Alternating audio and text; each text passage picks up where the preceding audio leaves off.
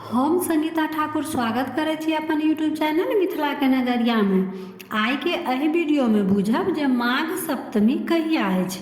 माघ सप्तमी कैटा नाम से जानल जाय अछि, जेना अचला सप्तमी, रथ सप्तमी, माघी सप्तमी, आरोग्य सप्तमी कैटा नाम से जानल जाय अछि।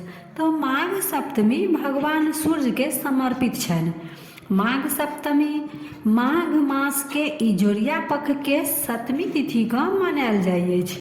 भरि साल में सप्तमी तक कैटा नहीं अबै अछि, परंतु माघ मास के इजोरिया पक्ष के सप्तमी के बड़ विशेष स्थान अछि। मानल जाय अछि जे एकटा ई माघ के सप्तमी केला से 6 मास के रवि केला के बराबर होइ अछि। तो अपना सबके मिथिलांचल में ई व्रत लगभग सब महिला करै छथि। ई व्रत अविवाहित लड़की सब सेहो करै छथि। ई व्रत केलासँ सूर्य मजबूत होइ अछि आ सूर्य भगवान के कृपा प्राप्त सेहो होइ अछि। आइ के दिन मीठा भोजन खायल जाइ अछि, मतलब जे व्रत करै छथि ओ नमक नहीं खेती। आइ सूर्य उदय से पहले स्नान करऽ के प्रथा अछि।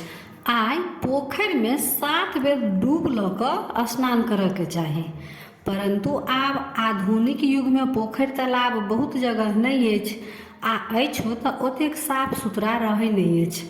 तऽ आब घरे में सूर्य उदय से पहले स्नान कऽ कऽ सूर्य उदय के समय में सूर्य भगवान के पूजा करऽ के चाही। माघ सप्तमी 16 फरवरी शुक्र दिन अछि। सप्तमी तिथि शुरू भऽ जायत 15 फरवरी भिनसर के 10:15 पर आ समाप्त हैत 16 फरवरी भिनसर के 8:57 पर। तो उदया तिथि के अनुसार माघ सप्तमी 16 फरवरी शुक्र दिन मनायल जायत। तो यह रहा माघ सप्तमी कहिया अछि तकर जानकारी।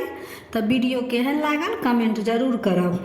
आ अहिना अगर मिथिलांचल से जुड़ल रह चाहे छी आ समय पर पाबनि तिहार के जानकारी चाहे छी तो चैनल के सब्सक्राइब जरूर कर लेब। चैनल के सब्सक्राइब कऽ कऽ मैथिली भाषा के सपोर्ट जरूर करब। तब फिर उपस्थित होइ छी एकटा नया वीडियो के संग। ताबे तक जय मिथिला जय मैथिली।